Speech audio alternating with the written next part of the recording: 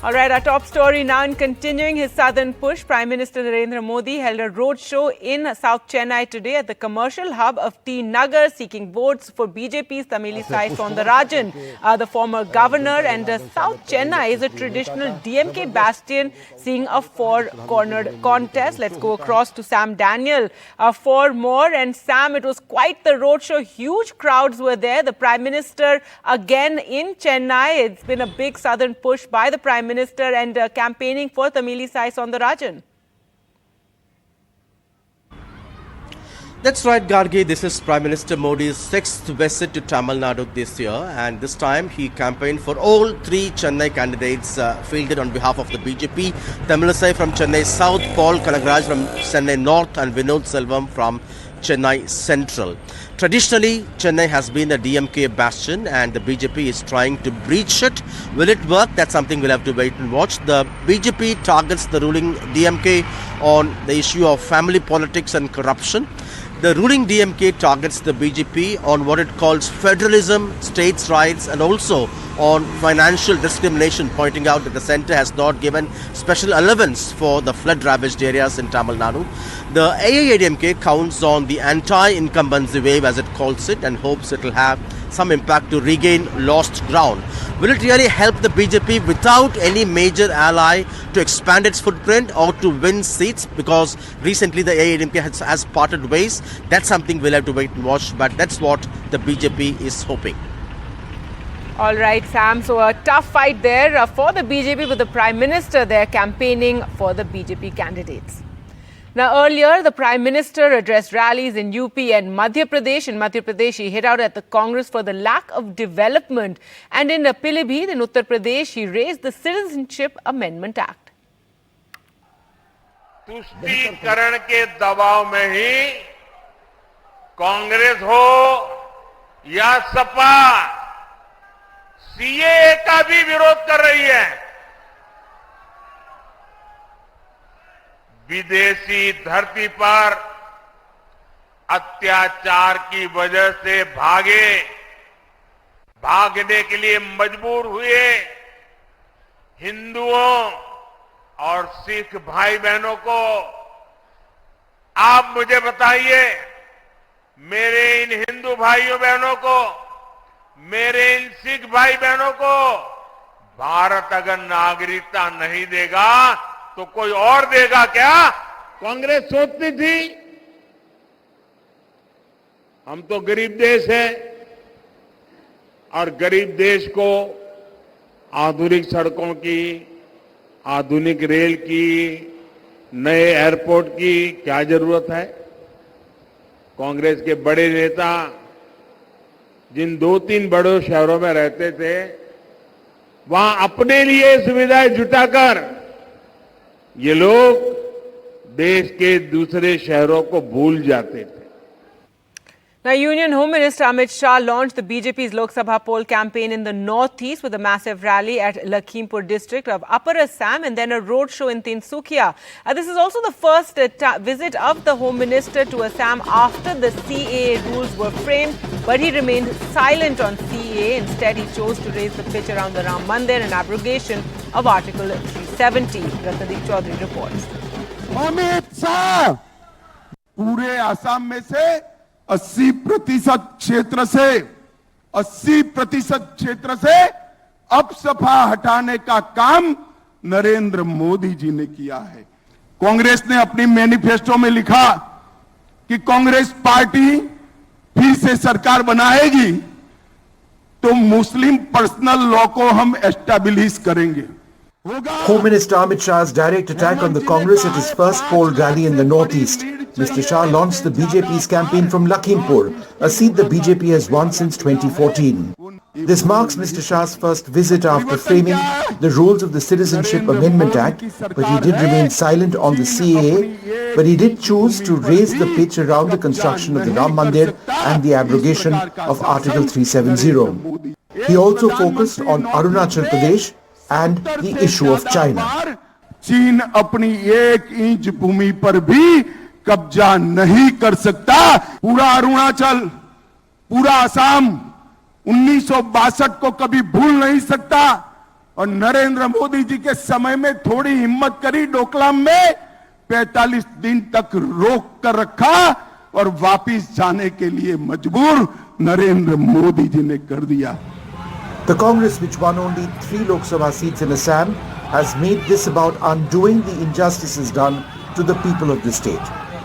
Fighting for the idea of democracy, because people in Assam, especially in Jorhat, they have opposed the Citizenship Amendment Act, but they don't have the space to exercise their right to protest. The democratic right to protest is lost. They passed the CAA just before, just around a Lok Sabha election, and then just before this Lok Sabha election, they have notified the rules. So for them, clearly it's an election issue. Amit Shah led a massive roadshow in Tinsukia, often referred to as the Hindi heartland of Assam. Tinsukia is a part of the Dibrugarh Lok Sabha seat, where the Union Minister Sarbananda Sonowal is contesting from. हम लोग देश के गृह मंत्री अमित शाह जी का rally है बोल के हम लोग को बुलाया है, हम लोग आया है, हम लोग बीजेपी देश के उन्नयन में आग बढ़ा रहा है, इसीलिए हम लोग बीजेपी को सपोर्ट कर रहा है। जो आज अमित शाह जी को हम लोग स्वागत करने के लिए आए हैं यहाँ पे। कैसा लग रहा है इस बार चुनाव में क्या होने वाला है? उन्हीं को जिताना है। The BJP, which this time wants to maximize its number of seats in Assam and Northeast, is trying to push hard, and therefore, as a show of strength, Amit Shah has led this rally in Tinsukia in favor of party candidates. From Tinsukia, with camera person Sanjay Chakravarti, Ratneep Chaudhary for NDTV. The Mahavikas Aghadi alliance in Maharashtra finally reached a deal for the state's 48 Lok Sabha seats. The Shiv Sena of the Thackeray has been given the biggest share of 21 seats, then the Congress with 17, and the NCP Sharad Pawar gets the remaining 10 seats. This as the Mahayuti or NDA in Maharashtra has not been able to solve their seat sharing. Over 7-8 seats remain stuck. After prolonged tussle, the MVA alliance finally announced the seat-sharing formula for Maharashtra's 48 seats. Uddhav Sena will be contesting 21 seats, Congress 17 and Sharad Pawar NCP 10.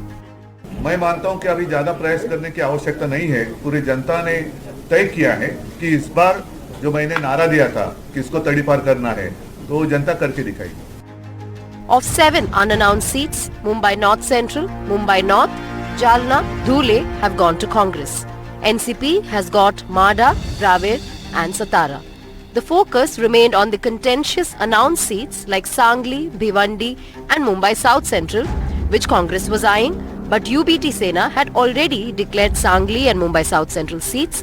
Similarly, Sharad Pawar NCP had announced Bhiwandi. Congress, which earlier requested withdrawal of UBT and NCP candidates from these seats, chose to surrender these for the greater unity of the India alliance.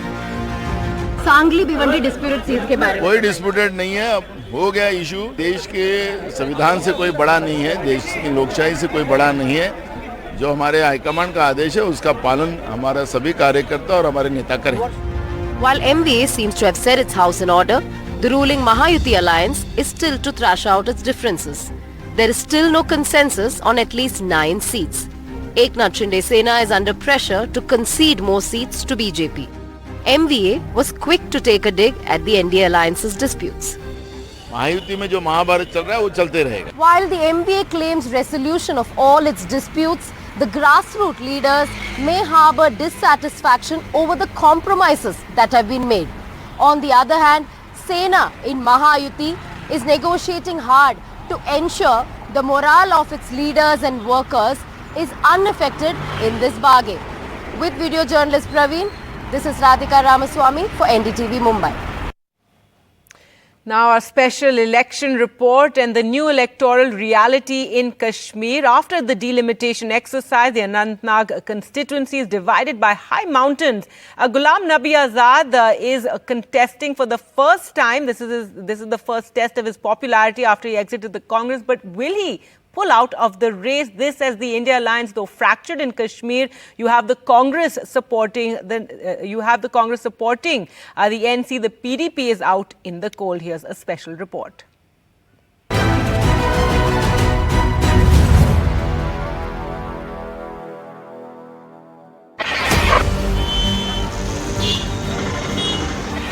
This is the first major election in Kashmir since the revocation of Article 370, and political parties are grappling with the reality of new electoral map as the delimitation exercise has drastically redrawn electoral boundaries in Jammu and Kashmir. These mountains divide one part of Anantnag parliamentary seat from the other part in Poonch and Rajouri. In between is Shopian district, which has been made part of Srinagar parliamentary seat. So there is clear geographical disconnect within Anantnag parliamentary seat.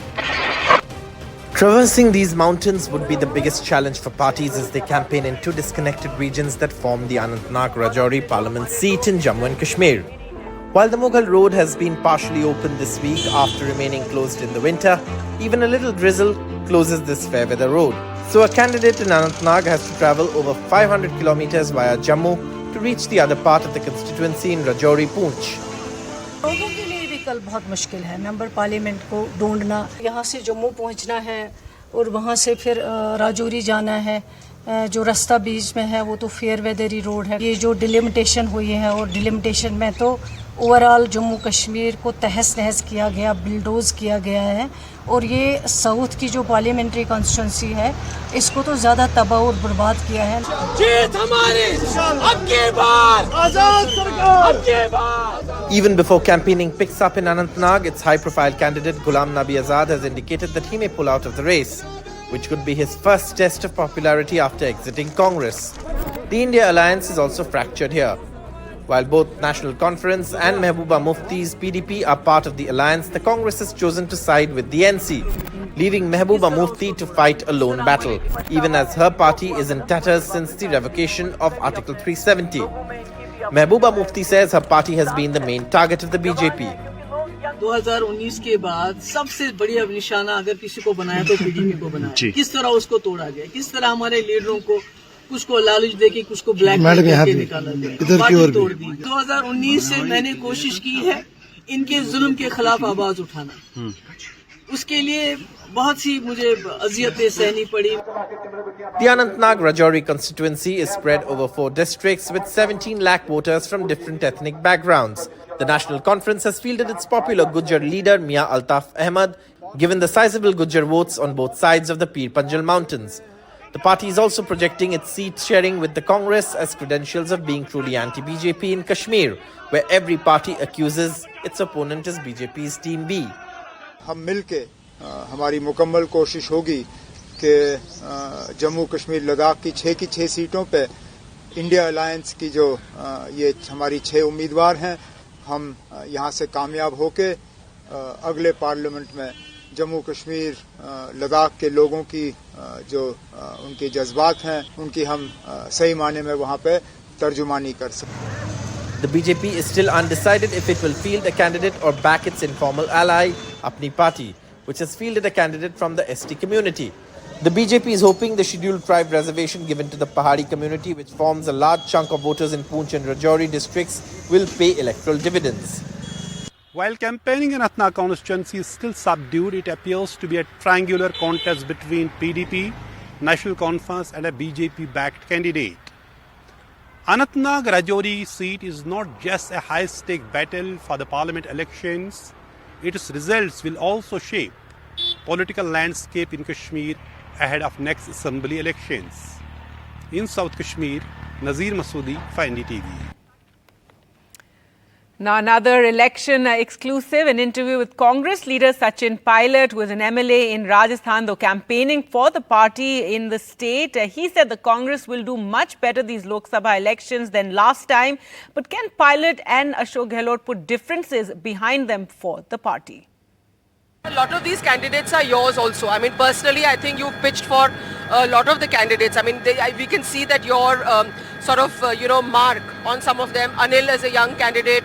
Murari Lal Meena. So some of these people are your candidates. Harish Meena. Are you sort of personally going to bat for them? All 25 candidates are our candidates. It is true. I've always advocated for younger people to get opportunities. I think if the party gives young people a chance, the voters reward that decision. Were you and Ashok ji reluctant to fight? Not at all. Not at all. Where is the reluctance? I fought parliament elections before. I fought assembly 3 months ago. So whatever the party decides for us to do, we do that. The ultimate decision lies in Delhi. But I've been given a charge of a state, which again is an important state. See, all the states where there is a bipolar contest between Congress, BJP, that's where we have to do better. Because that's where last 2 terms we haven't performed very well. So if we increase our strike rate in a bipolar contest in these heartland states, that will be the game changer for the 2024 election results. And we're all focused on that. What about the internal dynamics of the Congress's campaign in Rajasthan? Because last time around, I remember there was a lot of criticism and your government was in power. There was criticism from even within the party that, you know, the chief minister had focused only on his son's constituency. The campaign had not been cohesive. So has that been resolved now? How do you see it now? Look, it's natural if someone's son or daughter is contesting. Obviously, you know, you want to make sure that seat we win. But I think we are focused on all seats. It's unfair to say that Mr. Gehlot is focusing only on his son's seat. He's campaigning in other areas also. But yes, that seat is also important. It's a tough seat for us and we'll win that seat. Now, a huge setback for the Aam Aadmi Party today. The Delhi High Court ruled Chief Minister Arvind Kejriwal's arrest in the Delhi liquor policy case as valid. The court dismissed the Chief Minister's petition against his arrest and said his remand can't be called illegal. The Aam Aadmi Party has said they will move the Supreme Court and called the case the biggest political conspiracy.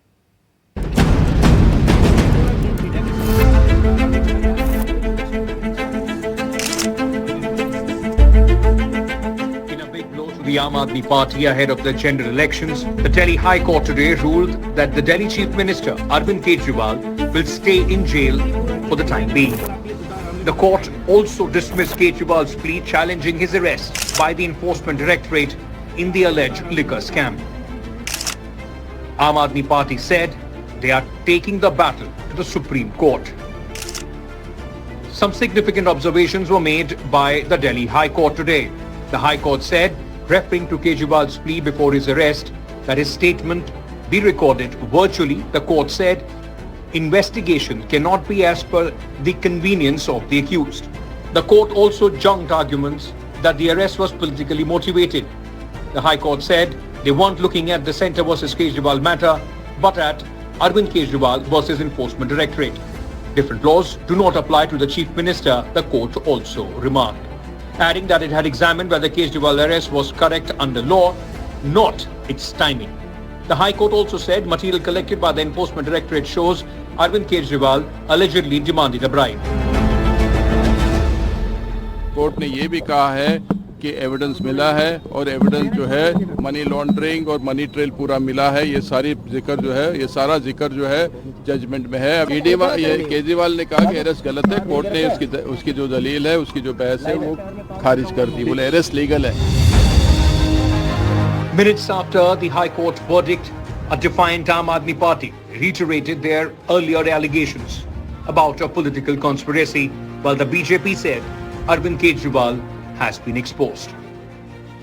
किसी भी जगह पे अब तक ED या CBI को 1 रुपए की भी गैर कानूनी रिकवरी नहीं हुई। बार बार कोर्ट्स में ऑन रिकॉर्ड ये बात आई है कि गवाहों के ऊपर दबाव डाला गया। आम आदमी पार्टी का अहंकार चकनाचूर हो गया है। अहंकार ये था कि मुझे छूट नहीं चाहिए, मुझे दूसरे को गलत साबित करना, इसलिए मैंने कहा कि वह अहंकार चूर चूर हो गया है। स्पष्ट रूप से कोर्ट कह रहा है कि जो साक्ष्य दिए गए उससे प्रतीत होता है कि वह नीति बनाने में बाकायदा conspired the excise policy. While the court has said that they have looked at the entire matter from legal point of view, with just few days left for the elections, there is no doubt that Kejriwal's continued incarceration will have a massive blow for the Aam Aadmi Party at this crucial time. This is Aishwarya Jain with journalist Xavier Thomas for NDTV in Delhi. And speaking to NDTV, Union Minister Hardeep Puri said the court has said the ED evidence backs their case, as they had said Kejriwal is the kingpin and that he must now resign.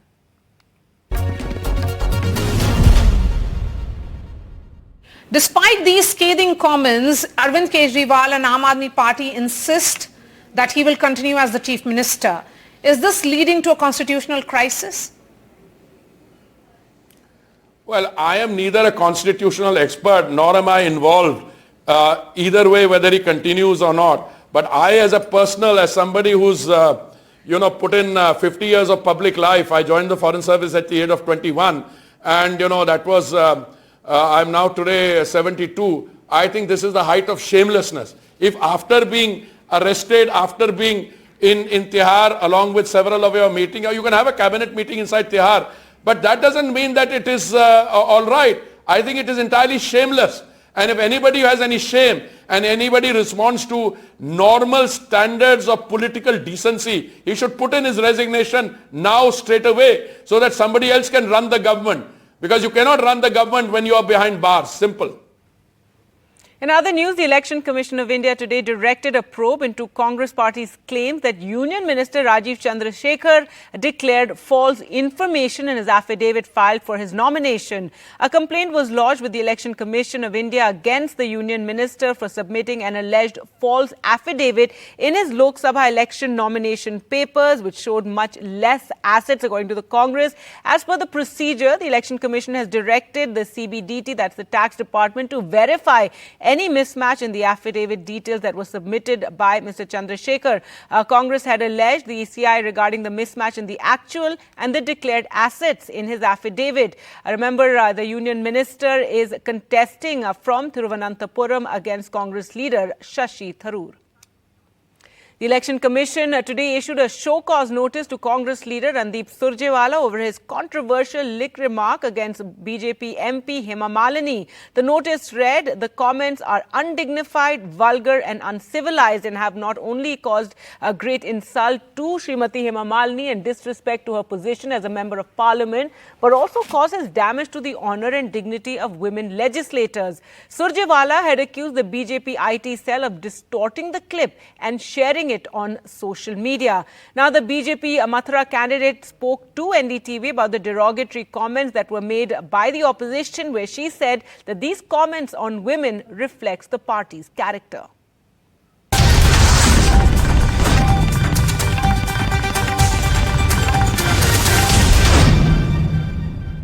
परेशान मुझे होने की कोई ज़रूरत नहीं है, क्योंकि मैं 10 साल से यही कर रहे हैं और मेरे साथ आई डोंट थिंक कोई भी मेरे अगेंस्ट कोई नहीं है, क्योंकि हम लोग पार्लियामेंट में भी मिलते हैं, बड़े अच्छी तरह से मिलते हैं, बड़े प्यार से मिलते हैं, दोस्ती है हम सबका।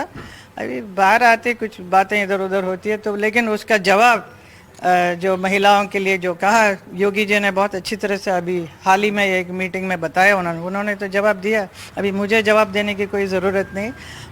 हमें जो हमारी पार्टी जो कोड ऑफ कंडक्ट देते हैं उसके मुताबिक हम चलते हैं, तो दूसरे पार्टी लोगों को भी उनका पार्टी का जो कोड ऑफ कंडक्ट देंगे तो आई थिंक वो लोग ऐसे बात नहीं करेंगे।